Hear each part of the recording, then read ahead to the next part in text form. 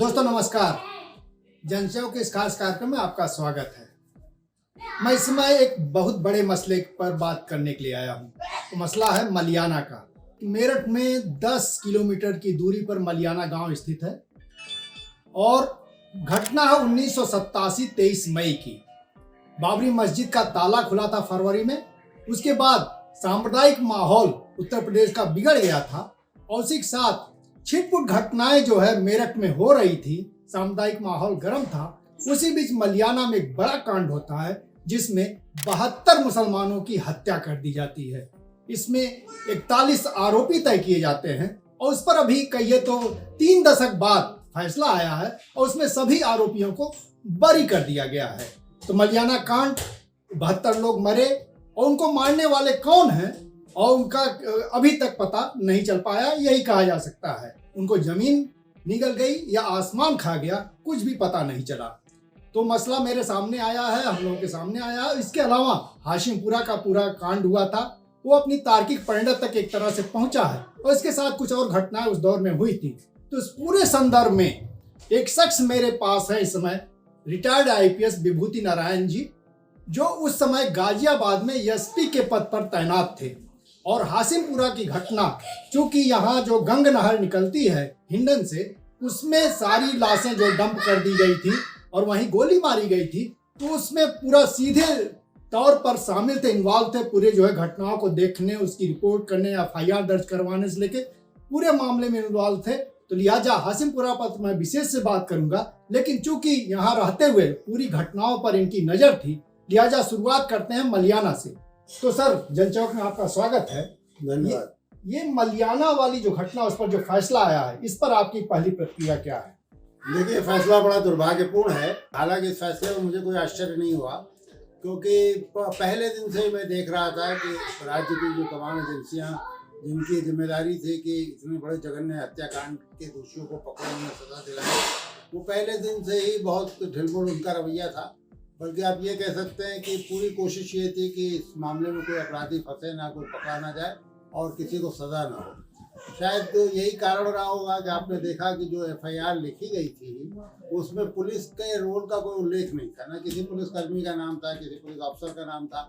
जबकि मेरठ का बच्चा जानता था। मैं तो बगल में गाजियाबाद में ही उन दिनों तैनात था, मुझे भी ये जानकारी थी कि ये जो हत्याकांड हुआ है इसमें पुलिस की निर्णायक भूमिका थी। पुलिस और PSC ने मिल करके एक तरह से उन्हें मारा था। उसमें वहाँ की सिविल पॉपुलेशन भी इन्वॉल्व थी, दोनों हिंदू मुसलमान।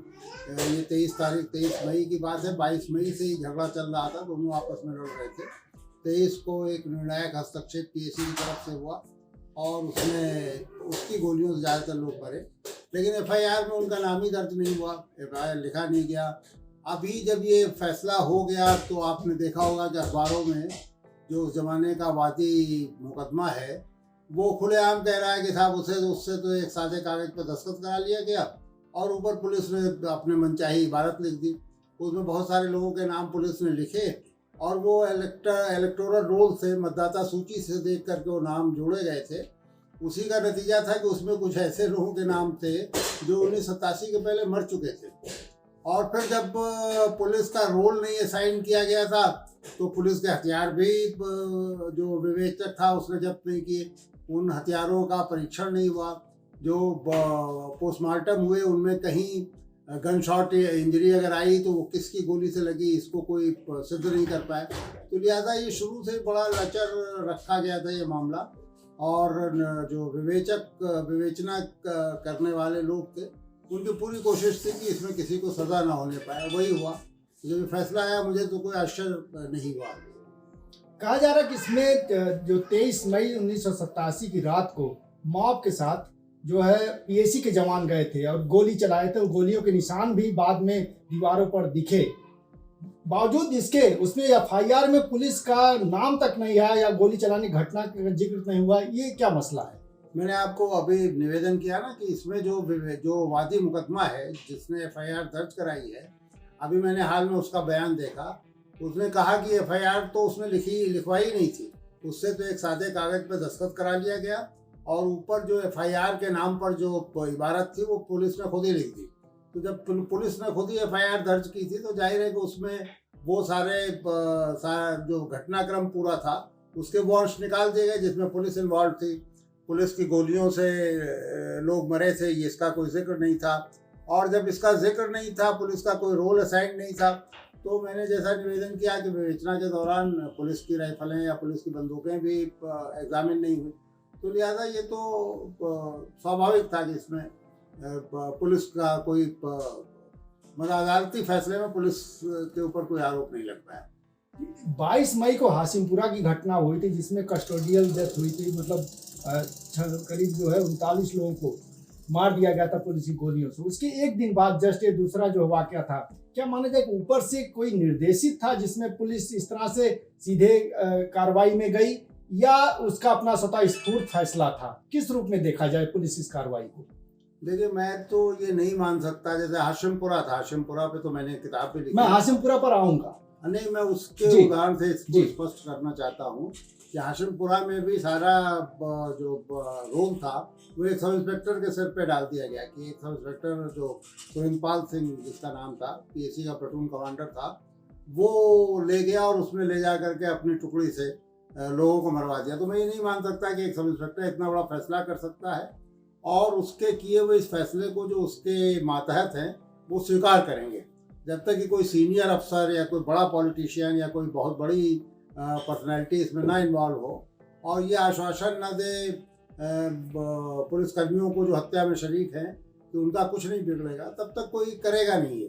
तो इसमें कोई ना कोई तो बड़े लोग इन्वॉल्व थे, वो चाहे पुलिस की टॉप लीडरशिप रही हो, पॉलिटिकल लीडरशिप रही हो, लेकिन चूंकि इसका इन्वेस्टिगेशन ही नहीं हुआ, इसलिए कुछ कहना बड़ा मुश्किल है। वीएन सर, मैं जो है पूरे उस संदर्भ पे बात करूंगा। मलियाना एक संदर्भ था, वहां से शुरू करते हुए आप कह रहे हैं कि उस दौर में जब पूरा कम्युनली जो है पूरा डिस्टर्ब था इलाका मेरठ का, 4 घटनाएं हुई थी और उन चारों घटनाओं का अलग अलग अपने जो है वो नतीजे आए।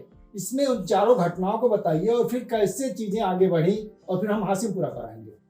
देखिए, मेरठ में जब ये मई वाली घटनाओं जिनका हम जिक्र कर रहे हैं, जिसमें मलियाना है, हाशिमपुरा है, ये पिछले इन 22 मई या 23 मई से पहले करीब 1.5 महीने पहले से मेरठ में कम्युनल क्लैशेस हो रहे थे। सांप्रदायिक तनाव था और सांप्रदायिक दंगे हो रहे थे। अप्रैल में भी हुए थे, अप्रैल में भी कुछ लोग मरे थे। दरअसल पूरे उत्तर प्रदेश का माहौल बड़ा सरचार्ज था।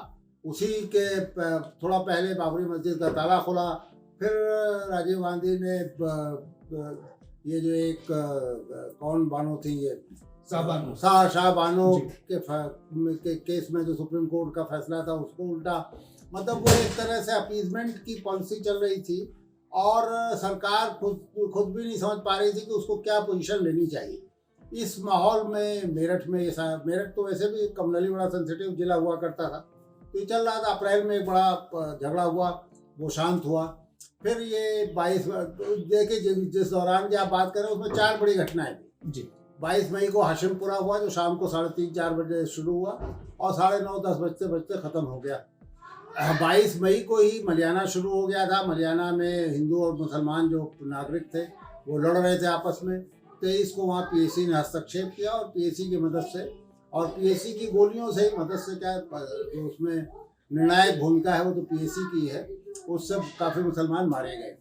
उनको पहले वहाँ एक वाटर बॉडी थी, कोई बावली टाइप की जगह थी जहाँ पर उनकी बॉडीज डाल दी गई। फिर जब वो फूल करके ऊपर आई, बदबू आने लगी, तो निकाल के नहर में बहा दिया गया। और इसी दौरान 22-23 को ही यहाँ से काफ़ी मुसलमान जो गिरफ्तार हुए थे तलाशियों के दौरान, मेरठ की जेलों में जगह न होने की वजह से उनको अगल बगल की जेलों में भेजा गया। उनमें से कुछ मुसलमान फतेहगढ़ जेल पहुँचे कैदी, और वहाँ पहुँचने के बाद तो जब वो जेल में पहुँचे तो जेल के अधिकारियों, कर्मचारियों और कैदियों ने उन पर हमला किया और पीट के उनमें से भी एग्जैक्ट संख्या तो अभी मुझे याद नहीं आई, 10 से ज़्यादा लोग थे जिनको मार दिया गया। और इन पर भी मुकदमा कायम हुआ, वहाँ भी मुकदमा कायम हुआ। जो जेल के ऑफिसर्स थे वो सस्पेंड भी हुए। इसके अलावा एक इसी तारतम्य में थोड़ा बाद में, लगभग 1 आध महीने बाद, एक बस रोकी गई जिसमें कांवड़िए उधर से जा रहे थे, कांवड़ ले करके एक बस रोकी गई। वहाँ से उतार के मुसलमानों को मार दिया गया। कुछ मुसलमानों को मारा गया, उनकी संख्या भी अभी मुझे याद नहीं है। तो ये 4 बड़ी घटनाएं हुई। आप देखिए, इसमें सिर्फ हाशिमपुरा एक ऐसी घटना थी जिसमें मुकदमा भी कायम हुआ, उसमें कार्रवाई भी हुई। शुरू में बहुत उसे खराब करने की कोशिश की गई, जो विवेचना कर रहे थे लोग सीआईडी के। जी सर, हाशिमपुरा पर आते हैं। हाशिमपुरा में बताया जाता है कि 39 जो है जो मुसलमान थे उनको ट्रक में पीएसी ने बैठाया और ले आए जो है यहाँ गंग नहर गाजियाबाद, और वहीं गोली मार करके नहर में फेंक दिए थे। वहाँ पीएसपी के तौर पर मौजूद थे गाजियाबाद में, और सारे मामले को आपने बहुत नजदीक से देखा। तो क्या हुआ उस प्रकरण को कैसे जो है एफआईआर दर्ज कराने से लेके इसको अंजाम तक पहुंचाने तक, क्योंकि दिल्ली हाई कोर्ट से 16 पुलिसकर्मियों के खिलाफ जो है सजा हुई, आजीवन कारावास की सजा हुई है। एक तार्किक परिणत तक जो पहुंचा जो है मुकदमा, उसमें आपकी बहुत महत्वपूर्ण भूमिका रही। इस पूरी कहानी को हम जानना चाहिए।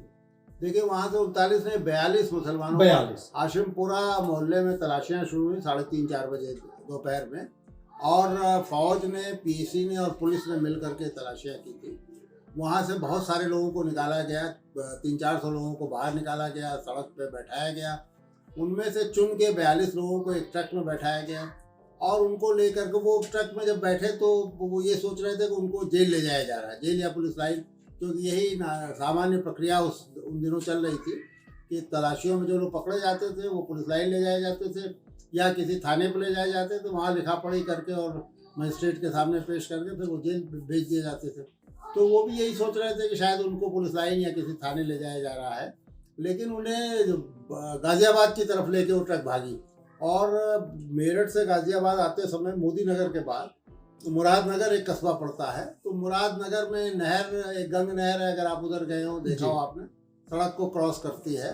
और उस जमाने में वो बड़ी पतली सी सड़क भी थी, वहाँ कई दुकानें, छोटी छोटी गुमटियाँ थी, और दाहिने तरफ एक ग्रेवल, एक खड़ंजे वाली सड़क थी जो नहर के ऊपर जाती थी। अब तो ये सब पक्का हो गया है। तो वहाँ पर वो ट्रक उन्होंने मोड़ा, करीब 2-3 किलोमीटर अंदर ले गए। जब वो सड़क से थोड़ी दूर हो गए तो उन्होंने उतार करके मुसलमानों को, वहाँ ट्रक खड़ी करके मुसलमानों को उतारना शुरू किया और मारना शुरू किया। तो जाहिर है कि पहले 1-2 जब उतरे मुसलमान तो उनके समझ में नहीं आया कि क्या हो रहा है, लेकिन फिर उनके समझ में आया, अरे उतार के तो मार रहे हैं।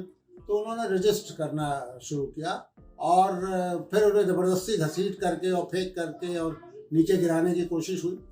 इसी बीच में उधर से एक दूध वाला ट्रक आ गया, और अगल बगल जो गांव थे, जब उन्होंने फायरिंग की आवाज़ सुनी तो गांव वालों को लगा शायद कहीं डकैती पड़ रही। तो गांव वाले भी अपनी लाइसेंसी हथियार लेके चारों तरफ शोर मचाने लगे। और इसी बीच में वो दूध वाली ट्रक आई, तो इस ट्रक पे जो पीएसी के लोग थे घबरा गए, और इन्होंने ट्रक वापस मोड़ी और भागे फिर गाजियाबाद की तरफ। और गाजियाबाद में एक मकनपुर गांव पड़ता था। जैसे ही गाजियाबाद शहर ख़त्म होता था तो आपको एक मकनपुर गांव पड़ता था। अब तो वहाँ वसुंधरा और ये सारी बड़ी बड़ी सोसाइटीज़ आ गई हैं। उस ज़माने में वो सारा खाली पड़ा हुआ था, पूरा बंजर ज़मीन थी। उस पर ले आए, और वहाँ एक नहर थी जो दिल्ली की तरफ आती थी। उस नहर पर ला के बाकी लोगों को उन्होंने उतारा और बाकी लोगों को वहाँ मारा। इत्तेफाक की बात ये थी कि ये चूँकि शहर के बहुत करीब था, और जहाँ जो घटना स्थल था उससे 2-3 किलोमीटर दूर वो लिंक रोड थाना था। गोली की आवाज़ वहाँ तक पहुँची। वीबी सिंह नाम का एक थानाध्यक्ष था जो अपना काम कर रहा था ऑफिस में बैठ के। जब उसे गोली की आवाज़ सुनाई दी तो उसे भी लगा कि कहीं उसके इलाके में डकैती पड़ रही।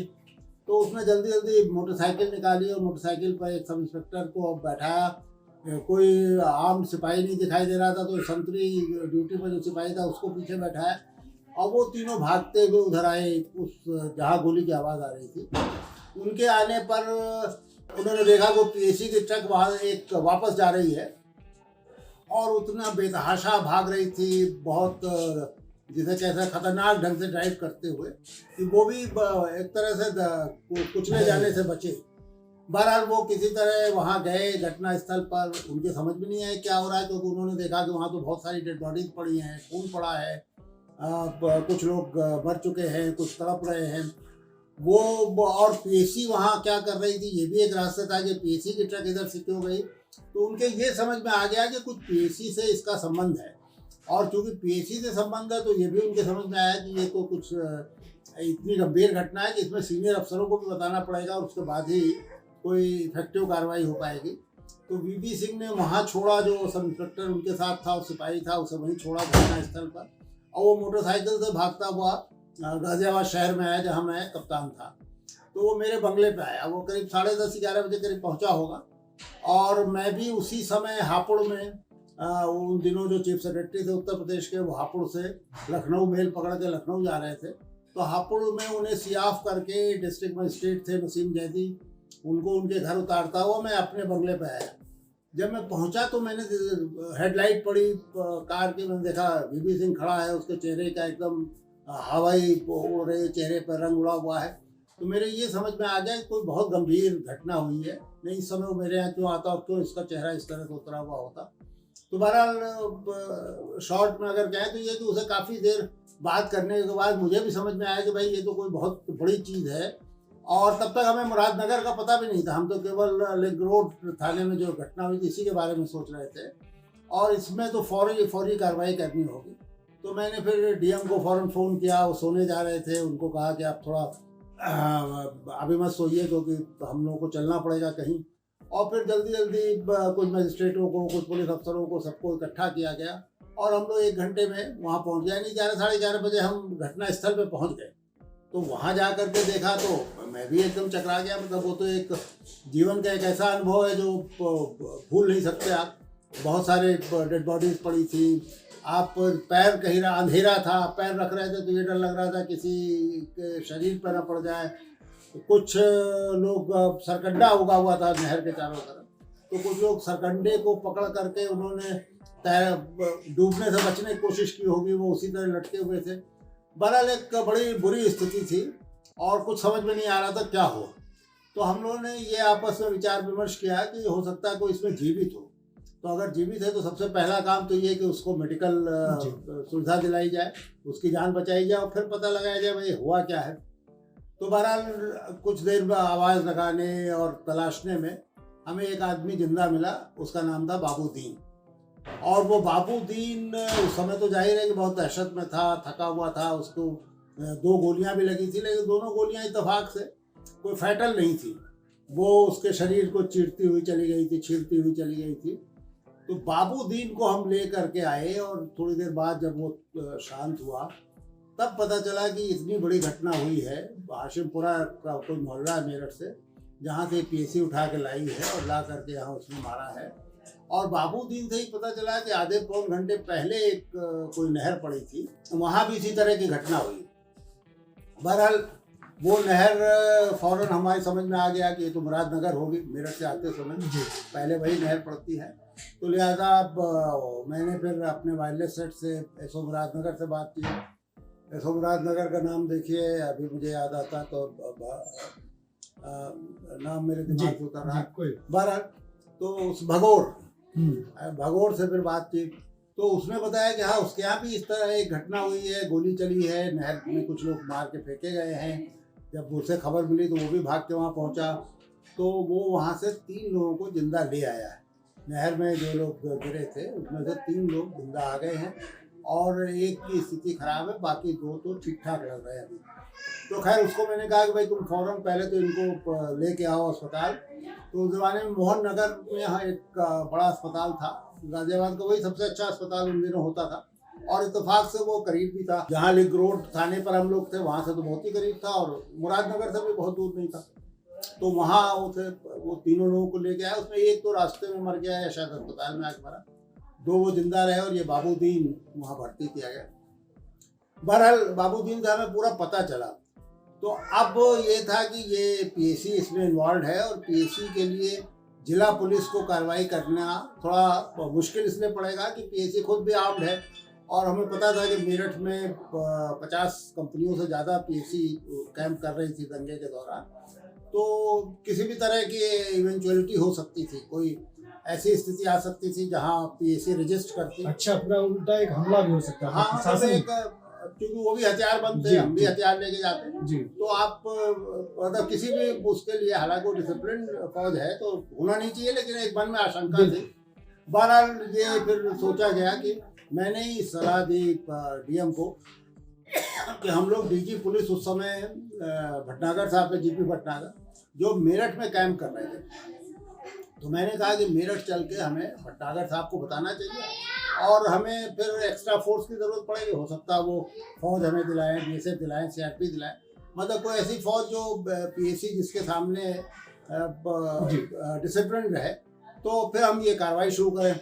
लेकिन तभी हमें पता चल गया कि चीफ मिनिस्टर उत्तर प्रदेश वीर बहादुर सिंह भी उस समय मेरठ जा रहे थे। वो दिल्ली से चले थे और मेरठ के लिए रवाना हुए थे। ये हमें उसी समय पता चला, तो हमने सोचा कि सबसे पहले फिर मुख्यमंत्री को ही बताया जाए। और हम लोग गाजियाबाद से मेरठ जाने वाले रास्ते पर मेरठ तिराहा है, वहाँ खड़े होकर उनके कन्वाय का इंतजार करने लगे। बहरहाल वो दिल्ली से आए, उन्हें रोक के बताया गया, फिर वो हम लोगों को ले करके मेरठ गए। वो रात 4-5 घंटे सर्किट हाउस में बड़े नाटक हुए और बहुत वो, लेकिन एक चीज़ बड़ी स्पष्ट थी मेरे दिमाग में कि इसमें जिन्होंने भी किया है उन्हें छोड़ा नहीं जाएगा, उनके खिलाफ कानूनी कार्रवाई होगी और उन्हें ऐसी सज़ा दिलाई जाएगी जिससे वो दूसरे लोगों को भी सबक मिले और उन्हें भी उनका एक दंड मिल क्या जाए। ऊपर से भी इस तरह पॉलिटिकल मैसेजिंग वहाँ दिखी? वहाँ पे छत वो जिसे कह सकते हैं ना कि स्पष्ट, तो जैसे मुख्यमंत्री भी स्पष्ट नहीं कह रहे थे, लेकिन वहाँ जो अफसर थे वो सबकी बातचीत से ऐसा समझ में आ रहा था कि लोग ज़्यादा खुश होंगे अगर कोई केस ना रजिस्टर किया जाए। जो डेड बॉडीज़ हैं जिनको अब हमने वहाँ डेड बॉडीज इकट्ठा करना शुरू कर दी थी, उस समय तक उनको पोस्टमार्टम कराना था, अस्पताल ले जाना, ये सब, तो वो सारी डेड बॉडीज बह जाए, मतलब जो एक जनरल वो था, तो लोग खुश होते अगर इस तरह कार्रवाई होती। लेकिन वो थोड़ी देर में घंटे 2 घंटे में हम लोग से बात करके उनके समझ में आ गया कि संभव है नहीं। ये मैंने एक सीनियर अफसर थे उनसे भी कहा, अब तो खैर वो नहीं है, कि इसके लिए फिर आपको कोई दूसरा एसपी बुलाना पड़ेगा, मेरे रहते तो ये नहीं हो पाएगा। मैंने अपनी किताब में बड़े विस्तार से इसको लिखा। ये कहा जा सकता है ना, आपने वहाँ पोजीशन ली आगे बढ़ पाई, नई चीजों को रफा दफा कर दिया जाता मलियाना की तरफ। बिल्कुल बिल्कुल, देखिए यही, अब हालांकि ये थोड़ा अश्लील होगा अपने बारे में खुद ही कहना, लेकिन मलियाना में क्यों नहीं हुआ? मलियाना में दूसरे दिन यही बात हो गई थी, या फतेहगढ़ जेल में क्यों नहीं हुआ? क्योंकि वो एक अजीब तरह की मानसिकता काम कर रही थी, जो सांप्रदायिक होने के साथ साथ एक ये भी है ना कि हम अपने जो अपने संगठन के लोग हैं उनको बचाएं। ये एक बड़ी होना ही चाहिए कि अगर हमारे संगठन के लोगों ने कानून तोड़ा तो उनके साथ भी वही कार्रवाई होनी चाहिए, लेकिन एक स्वाभाविक मानवीय प्रतिक्रिया है। तो बहरहाल हाशिमपुरा के लोगों को तो न्याय इस अर्थ में मिल गया कि वो एफआईआर दर्ज हुई। एफआईआर में पहले दिन से ही वो शुरुआती इससे हुई कि पुलिस और पीएसी ने किया है, उसमें किसी तरह की एम्बिग्युइटी नहीं रही। बाद में हमसे 24-36 घंटे के अंदर वो तफ्तीश छीन ली गई और सीआईडी को दे दी गई। सीआईडी में जब तफ्तीश करने के लिए जो आए आईओ, उन्होंने बहुत ख़राब किया। उनकी केस डायरीज मैंने देखी है, उन्होंने शुरू से ये कंफ्यूज करने की कोशिश की जो इंजर्ड थे कि ये पुलिस नहीं थी। वो ये कंफ्यूज कर रहे थे कि ये फौज तो नहीं थी, उसकी वर्दी का रंग कैसा था, खाकी था कि काही था। अब काही रंग जो है वो ओजी जिसे आप कह सकते हो वो फौज पहनती है। इसके अलावा राइफलों की नाली दिखा रहे थे। देखिए उस समय तक पुलिस के पास एसएलआर नहीं होती थी, तो एसएलआर जो होती है उसकी पतली नली होती है, और फौज एसएलआर रखती थी। पुलिस के पास 303 राइफलें थी, पुलिस से मेरा मतलब पीएसी थी, 303 की राइफलें चौड़ी होती हैं। तो वो वहाँ पर राजीव गांधी जो प्रधानमंत्री उस जमाने में थे, उन्होंने इन इंजर्ड की सुरक्षा के लिए सीआरपीएफ लगा दी थी। तो सीआरपीएफ के बाद पास वो एसएलआर थी, तो उनकी राइफल लेकर के जो सीआरपीएफ का संतरी था वो दिखा के कंफ्यूज करने की कोशिश कर रहे थे कि इस तरह की नली तो नहीं थी। हालांकि वो जो हमारे इंजर्ड थे और जो गवाह थे वो मैंने देखा कि वो लगातार इस पर वो रहे कि नहीं पुलिस थी। बावजूद इसके कि जो एक मजिस्ट्रेट आई थी, एक महिला, उसने भी कंफ्यूज किया लोगों को, और ये आईओज में भी, और उन्होंने काफ़ी लिपापोती कर दी तफ्तीश में। मतलब शुरुआती तफ्तीश ऐसी थी कि उस पर आसानी से किसी को सजा नहीं हो सकती, और इसीलिए लोअर कोर्ट से जो है छूट भी गए थे। हाँ, लोअर कोर्ट से एक्विटल भी हो गया था। तो लेकिन मलियाना में तो सब कुछ हुआ ही नहीं। मलियाना में तो जो मुख्य आरोपी थे, यानी जो पुलिसकर्मी थे, पीएसी कर्मी थे, उनका तो कहीं नाम ही नहीं है, उनके किसी रोल का जिक्र ही नहीं हुआ। फिर बाद में दिल्ली हाई कोर्ट से 16 पुलिसकर्मियों को सजा हुई आजीवन कारावास। हाँ जी, हाँ जी। इसमें तो पूरा एक प्रोसेस में आप इन्वॉल्व रहे होंगे, जाना पड़ता है। हाँ जी, हाँ जी। मुझे आईओ के सामने भी मेरा बयान हुआ, जो इन्वेस्टिगेशन कर रहा था उसने भी बयान लिया। और कोर्ट में भी जाके मैंने बयान दिया था। ये सारी बातें आपको बता रहा हूँ, ये अदालत में तो बताया। कहने आप और जो गवाह थे वो कंसिस्टेंट रहे और खड़े रहे, पोजीशन लिए, इस वजह से सजा हो गई। जी। जो मलियाना में नहीं दिख रहा, FIR उस तरह से नहीं हो पाई, और कोई एक ऐसा शख्स, कोई ऐसा जो गवाह नहीं खड़ा हो पाया जो जिसका मामला दर्ज हो। वहाँ कहा जा रहा है याकूब नाम का एक गवाह था, उसकी क्या स्थिति थी? ऐसा तो देखिए, मलियाना में पहले तो FIR ही गलत थी, है ना। अगर जिन लोगों को ये 30-40 लोगों को खड़ा किया गया था एक्यूज के तौर पे, इनको सजा होती तो हम लोगों को अफसोस ये होना चाहिए था कि उनमें आधे से ज़्यादा उसमें इनोसेंट होते। उसको तो उन्होंने वो एक मतदाता सूची देख देख करके नाम लिख दिए थे, तो इनको तो सजा क्या हो, मतलब इनको सजा होना तो एक तरह से हमको तकलीफ देता। और जो असली अभियुक्त है उनका नाम ही नहीं लिखा गया था। ये जो कई महत्वपूर्ण गवाह थे उनकी गवाहियां नहीं हुई। देखिए, ये तो 20 साल ये मुकदमा इसलिए अटका रहा कि उसकी FIR गायब हो गई थी। ये भी बड़ी हास्यास्पद बात है। मैंने और कुर्बान अली पहले BBC के संवाददाता थे, हमने 2-3 साल पहले जाके PIL की इलाहाबाद हाई कोर्ट में कि साहब ये घिसट के मुकदमा चल रहा है, ये इतने सालों से चल रहा हो, कहा जा रहा है कि FIR गायब है, प्लस इसकी तफ्तीश बड़ी दोषपूर्ण हुई है, FIR फॉल्टी है, तो इसमें नए सिरे से तफ्तीश कराई जाए, नई SIT एक गठित की जाए जो इसकी तफ्तीश करे। तो लेकिन उसमें ये तो जरूर हुआ, अभी तक हाईकोर्ट ने ऐसे कोई डायरेक्टिव नहीं दिए, लेकिन हाईकोर्ट की नज़र पड़ गई कि ये मुकदमा इतने सालों से पेंडिंग है, तो हाईकोर्ट ने एक टाइम फ्रेम बना दिया कि साहब ये 31 मार्च तक ये मुकदमा फैसल हो जाना चाहिए, इसका डिस्पोजल हो जाना। तब जो FIR 20 साल से गायब थी वो मिल गई FIR, और फिर वो मुकदमा भी डे टू डे हियरिंग होता रहा।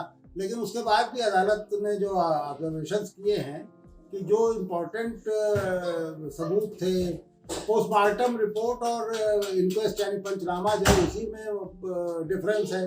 एक तो मैंने खुद ही देखा कि एक बॉडी जिसको कि पंचनामा यानी जो पुलिस शुरू में वो करती है, और एक तरह से विजुअल ऑब्जर्वेशन होते हैं, आप बॉडी को केवल देख करके, तो उन्होंने लिखा कि साहब इसको एक गनशॉट इसको इंजरी है, और जो वुंड ऑफ एंट्री यानी जिधर से गोली घुसी है और जो जिधर से गोली निकली है, उन दोनों का उन्होंने जिक्र किया। लेकिन जब वो पोस्टमार्टम हुआ तो पता चला पोस्टमार्टम डॉक्टर ने लिखा इसको तो ब्लड वेपन से चोट लगी। यानी आप सोचिए कि वो पोस्टमार्टम जो डॉक्टर कर रहा था वो भी किस तरह से इस केस को बर्बाद करने में लगा हुआ था। तो बहरहाल ये सारे जितने स्टेक होल्डर्स थे भारतीय राज्य के, वो किसी ने अपना काम नहीं किया, सभी असफल हुए। तो क्या फाइनली अगर माने तो मलियाना वाले मामले में अगर कोई SIT जांच अलग से जांच ना हो, जो ओरिजिनल आरोपी थे उनको उनकी तलाश न की जाए, चिन्हित न की जाए, तब तक इसको ऊपर ले जाने का भी कोई फायदा नहीं कहा जा सकता है। जी हाँ जी, अगर ये फिर से इन्वेस्टिगेशन ना हो, उसी FIR पे इन्वेस्टिगेशन हो, तो इसका कोई मतलब नहीं। देखिए 37 साल हो गए, अभी 87 की बात है ना, 13 साल उधर और ये 36 साल हो गए। तो अब इसके बाद अब कौन बचा होगा, कितने लोग मर गए, कितने गवाह गायब हो गए, जो PSC वाले वहाँ ड्यूटी में थे उसमें तो रिटायर तो खैर सभी हो गए होंगे, लेकिन उसमें कितने जिंदे होंगे, कितना मर गए, मतलब बड़ा मुश्किल काम हो गया। लेकिन फिर भी राज्य को ये करना चाहिए ताकि कुछ तो ये लगे कि राज्य सीरियस है। बिल्कुल बिल्कुल। अब सर मैं आता हूँ ये पुलिस महकमे की पूरी जो है मानसिकता और इस तरह की जो स्थितियाँ पैदा होती हैं, जिस तरह से निपटता है। एक दौर में आप तो पूरा जीवन ही उसी में रहे, आपने इसको कंसिस्टेंटली आपने इस पर जो है एक पोजीशन ली और वो दिखा भी। आपने किताबें लिखी हैं, शहर में कर्फ्यू, और इसी जो है 22 मई जो हासिमपुरा, 2 किताबें इस तरह की जो इन्हीं क्षेत्रों पर। ये जो पूरा मामला है, क्या माना जाए कि पुलिस में बहुत कम ऐसे लोग होते हैं जो इस तरह की सेकुलर मानसिकता रखते हैं और कहीं कहीं इस तरह की भावना में बह जाते हैं और उनका इस्तेमाल कर लिया जाता है? किस रूप में इसको चिन्हित किया जाए पुलिस महकमे के तौर पर? देखिए 2 तरह से इसे देखना चाहिए जी। एक तो थोड़ा संक्षेप में बता दूं कि भाई हमारे समाज से ही पुलिस वाला भी आता है। अगर समाज में वो जहर फैला हुआ है तो पुलिस जो आएगा 18 साल या 19 साल की उम्र में भर्ती होकर आएगा तो पूरा बैगेज अपने कंधे पे लेके आएगा, तो वो तो एक लंबी वो है। और वो दुर्भाग्य से देखिए जब 1947 में देश बटा तो बड़ा सिंपल कहा जा रहा था कि साहब हिंदू और मुसलमान 2 अलग नेशन है, साथ नहीं रह सकते, तो इन्हें बांट दिया जाए। दुर्भाग्य से एक बड़े तबके ने इसको विश्वास भी कर लिया, बट भी गया, एक इस्लाम के नाम पे एक मुल्क भी बन गया। लेकिन हमारी जो लीडरशिप थी, जो महात्मा गांधी, जवाहरलाल नेहरू या और पूरी जो कांग्रेस की लीडरशिप थी, जिसमें तो उस जमाने के सोशलिस्ट भी थे, कम्युनिस्ट भी थे, बहुत सारे लिबरल्स थे जो विलायत से पढ़ के आए थे और जो ज़्यादा रोशन ख्याल लोग थे, उन्होंने इसे रिजेक्ट कर दिया। उन्होंने कहा नहीं, हम ये नहीं मानते कि हिंदू मुसलमान अलग नेशन है और हम एक रह सकते, एक साथ रह सकते, और एक सेकुलर कॉन्स्टिट्यूशन बनाए। जो अब तो मुझे तो बड़ा कई बार सोच के आश्चर्य होता है कि उस खून खराबे के बीच में कैसे एक सेकुलर कॉन्स्टिट्यूशन बन गया। लेकिन जी। लेकिन दुर्भाग्य ये हुआ कि देखिए, दिल्ली में हमने एक इमारत का गुंबद तो बना दिया सेकुलर, लेकिन जो उसकी नींव थी और जो खंबे थे वो कमजोर थे। मैंने तमाम, जैसे एक पाठ्य पुस्तकों का एक प्रोजेक्ट था जिसमें मैं भी थोड़ा सा इन्वॉल्व हुआ, तो मैंने देखा कि आज़ादी के बाद से जो पाठ्य पुस्तकें में पढ़ाई गई वो सारी की सारी अवैज्ञानिक सूचनाओं से भरी थी, वो सांप्रदायिक जहर फैलाने वाली थी, एंटी वीमेन थी, एंटी दलित थी, एंटी माइनॉरिटीज़ थी। तो ये एक बहुत बड़ा वो था, मतलब जो एक पूरे समाज को सेकुलर बनाने की बात हो सकती थी। हमारा संविधान भी कहता है कि भाई वैज्ञानिक चेतना विकसित करेंगे जी, लेकिन उसके लिए प्रयास हुआ नहीं। तो एक जवाहरलाल नेहरू मान लीजिए दिल्ली में बैठे थे और इस तरह के लोग बैठे थे, लेकिन लखनऊ में कौन था, पटना में कौन था, जयपुर में कौन था, ये एक बड़ा भारी सवाल था। तो वो नहीं हुआ। इसीलिए आप पाएंगे कि 1947 के बाद पहला बड़ा सांप्रदायिक दंगा 1961 में हुआ जबलपुर में, और उस समय भारतीय राज्य पूरी तरह से आपको असफल दिखाई देता है। मतलब भारतीय राज्य वो सब कर रहा है जो उसे नहीं करना चाहिए था, और जो करना चाहिए था नहीं कर रहा है। और उसके बाद तो 61 के बाद तो हर 2-3 साल पर होते ही रहे। हर जगह आप एक ही कहानी सुनेंगे, हर जगह ये था कि जो माइनॉरिटीज़ थी वो सफ़र करती रही, राज्य उनकी रक्षा करने में विफल हो गया, ये तो समझ में आता है। लेकिन राज्य कई बार एक्टिव हो करके और बलवाइयों के साथ खड़ा हो जाता है, वो आपके समझ के बाहर। तो सर क्या माना जाए, जो पूरा मेरठ, जो मलियाना, हाशिमपुरा जो दिख रहा है, उसी तार्किक परिणत है आज, जिस रूप में पूरा जो है कि स्टेट, पूरी सरकार आ गई है और राज्य को अपने नियंत्रण में रख ली है, तो जो संस्थाएं बच रही हैं उनको भी अपने कब्जे में लेने की कोशिश कर रही है। अगर आप सांप्रदायिकता का को शुरू में सांप्रदायिकता का मुकाबला नहीं करेंगे तो धीरे धीरे वो तो जो स्टेट मशीनरी उस पर कब्जा कर ही लेगी। दूसरी जो एक और महत्वपूर्ण बात थी जिसमें हमें सोचना चाहिए, देखिए आज जो पुलिस बनी है ये 1860 में कुछ कानून बने है ना, 1860 से लेकर जो 1869-70 तक, उन्हीं कानूनों के आधार पर एक आधुनिक संस्था के तौर पर पुलिस बनी। भारत में इसके पहले कभी इस तरह की संस्था नहीं थी। और पहली बार ये हो रहा था कि इसमें रिक्रूटमेंट के लिए आपको जाति जरूरी नहीं थी, है ना, सभी जातियों के लोग आ रहे थे, ट्रेनिंग सबकी एक साथ हो रही थी, कानून के सामने सब बराबर हो गए थे। ये जो शायद भारत के इतिहास में एक अभूतपूर्व चीज़ हो रही थी कि आप आईपीसी में अगर एक ब्राह्मण हत्या करता है तो उसके लिए भी वही सजा है, और शूद्र हत्या करता है उसके लिए भी सजा है, जिसके लिए हमारा समाज अभ्यस्त नहीं था। 1857 के विद्रोह के पीछे एक कारण ये भी था, है ना, वो तो खैर एक अलग उसमें हम चले जाएंगे। तो हम ये एक बड़ी चीज़ हो रही थी, लेकिन अंग्रेजों ने तो जो इस संस्था को बनाया था एक खास उद्देश्य के लिए बनाया था। वो 1860 से लेकर 1947 तक वो एक तरह से मजबूत, जिसे कहते हैं मेरुदंड की तरह, ये नौकरशाही और पुलिस उनके लिए खड़ी रही, और उन्होंने अपना 90 साल तक शासन किया इसके बल पर। उन्हें कोई लोकतांत्रिक या सभ्य या कानून कायदे का पालन करने वाली पुलिस बनाने की कोई ज़रूरत ही नहीं थी। लेकिन जब 1947 में हम आज़ाद हुए तो हमने पुलिस का चरित्र क्यों नहीं बदला? वही चला। ये एक बड़ा भारी एक प्रश्न है कि हमने क्यों नहीं, क्या हमारे शासकों को भी वही पुलिस पसंद थी? जबकि मजेदार बात है कि आप देखिए जो कांग्रेस उस समय तो केंद्र से लेकर के सारे प्रदेशों में कांग्रेस सरकारें थी, तो केंद्र में जो मंत्री थे और जो प्रदेशों में मंत्री मुख्यमंत्री थे वो सब पुलिस की ज्यादतियों के शिकार रह चुके थे। उनके मन में एक स्वाभाविक इच्छा होनी चाहिए थी कि पुलिस का चरित्र बदलें और पुलिस को हम लोकतांत्रिक बनाएं। उन्होंने भी नहीं बनाया। एक जो बहुत बड़ा परिवर्तन हुआ उत्तर प्रदेश में, एक बार लाल बहादुर शास्त्री जब पुलिस मंत्री थे तो कहीं कोई फुटबॉल या हॉकी का मैच चल रहा था, वहाँ लड़कों के साथ झगड़ा हो गया पुलिस का, तो बड़े उत्तेजित होकर लड़के आए और उन्होंने घेर लिया पुलिस मंत्री का घर और कहा कि नहीं अब हमें वहाँ खाकी पगड़ी या लाल पगड़ी जो भी वो पहनते थे, हमें लाल पगड़ी कल से नहीं दिखनी चाहिए।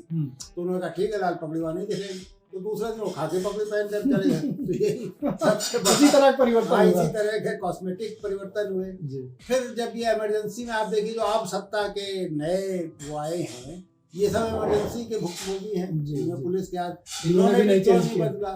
तो मेरा तो अपना अनुभव ये रहा कि जैसे एक मुख्यमंत्री को कौन सा दरोगा सबसे ज्यादा पसंद है, उसको वो दरोगा सबसे ज्यादा पसंद है जो उसके विरोधियों के हाथ पैर तोड़ दे, उसके विरोधियों के खिलाफ झूठे मुकदमे लिखाए, उसके अपने पक्ष के लोग जो है वो कुछ भी करते रहे, आंख बूंद ले, तो वो उसे सबसे ज्यादा प्रिय होता है। वो अंग्रेजों के दौर की ही हाँ, वही मांगे। हमारा जो प्रभु वर्ग है वो भी पुलिस ऐसी ही पुलिस चाहता है जी। जो कानून कायदा तोड़ दे, जो संविधान को ठेके पर रखे, जो उसकी चाकरी करे।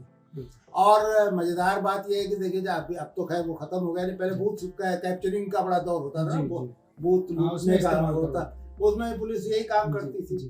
तो अब वो स्टेशन के आने के बाद खैर वो वाला थोड़ा हिस्सा खत्म हुआ जी। तो इन्होंने भी कोई व्यापक या कोई बुनियादी सुधार नहीं किया। सर अब आखिरी दौर में बस आखिरी सवाल ही कर सकते हैं। मलियाना हमने शुरू की थी और लोअर कोर्ट का फैसला आया है और आप कह रहे हैं कि उसमें जो लोग जिन लोगों को मतलब छोड़ा भी गया है, अगर आगे उनके खिलाफ केस चला जाए तो निर्दोष लोग शायद हों, क्योंकि वो ठीक से जांच को काफी लोग। तो ऐसे में क्या करना चाहिए स्टेट को, सरकार को, क्या रास्ता है? देखिए जो जजमेंट आया है उसे अगर आप पढ़िए, मैंने जजमेंट ध्यान से बैठ के पढ़ा, वो तो जिस तरह का केस है वो तो हाई कोर्ट सुप्रीम कोर्ट कहीं भी आप जाएंगे कोई सजा नहीं हो सकती उस पर, तो किसी कोई अदालत दुनिया को सजा नहीं दे सकती। अब तो मेरा अपना सोचना था और यही मैंने अपने PIL में रिक्वेस्ट की थी कि एक नई SIT बने और उसमें हमारे वकील ने कुछ अफसरों के नाम मैंने सजेस्ट किए थे, कुछ उनके अपनी जानकारी में थे, वो भी तैयार होकर गए थे, अगर वो पूछें तो हम उनके नाम दें साहब इन लोगों का। उसमें हमारी रिक्वेस्ट ये थी कोई सर्विंग अफसर ना हो। अगर अभी उत्तर प्रदेश का कोई सर्विंग अफसर होगा तो जाहिर है फिर मुख्यमंत्री और उसका अपना कैरियर और उसका सारा हो जाएगा। अच्छे अफसरों की कमी नहीं है, IPS अफसर बहुत अच्छे इस देश में हैं, उनमें से किसी को आप लगा करके उसको फिर से जांच कराइए। ये सही है, ये तो लोग कह रहे हैं और ये सही भी है कि अब गवाह और सबूत और ये सब बड़ा मुश्किल है, लेकिन एक मोटी रिस्पॉन्सिबिलिटी तो आप फिक्स कर ही सकते हैं। जो लोग अभी जिंदा हैं, वो लोग जिन्होंने ये सारी हरकतें की थी, उनको जो भी आप देखिए न्यूरमबर्ग ट्रायल हुआ है ना, 80 90 साल के लोगों को पकड़ा जो यहूदियों के नरसंहार में शरीक थे और उन्हें सजा हुई। वो सिंबॉलिक सही, कम से कम एक राज्य की इच्छा शक्ति का तो एक परिचायक होगा ना कि आप इस तरह की कोई हरकत होगी तो राज्य उसमें पार्टी नहीं बनेगा, राज्य उसको सहन नहीं करेगा। यहाँ दिक्कत ये है कि राज्य उसमें पार्टी बनता दिख रहा है। तो बहुत बहुत शुक्रिया सर बातचीत करने के लिए जनचौक से। और आप देख रहे हैं पूरी कहानी जो है BN राय सर ने बताई है, और मलियाना हाशिमपुरा से लेकर के जेल तक की, जो बहुत हमारे दर्शकों को शायद जानकारी ना हो, जो नए दौर में पैदा हुए हैं नई पीढ़ी को। तो आपने देखा किस तरह से मेरठ में स्टेट और उसकी पुलिस सीधे जो है अपराधी की भूमिका में थी, एक कम्युनल माइंड के साथ वहाँ ऑपरेट कर रही थी। और आज पूरा देश जहाँ खड़ा है वो पूरी दुनिया देख रही है, वही पूरे देश का कैरेक्टर हो गया और सारी संस्थाएं उसी में तब्दील होती जा रही हैं। तो कहिए तो कहा जा सकता है एक बीज जो 87 में पड़ा था वो इस समय बरगद बन गया है और पूरा देश उससे जूझ रहा है। जनचौक के लिए मैं महेंद्र मिश्र, दिल्ली से।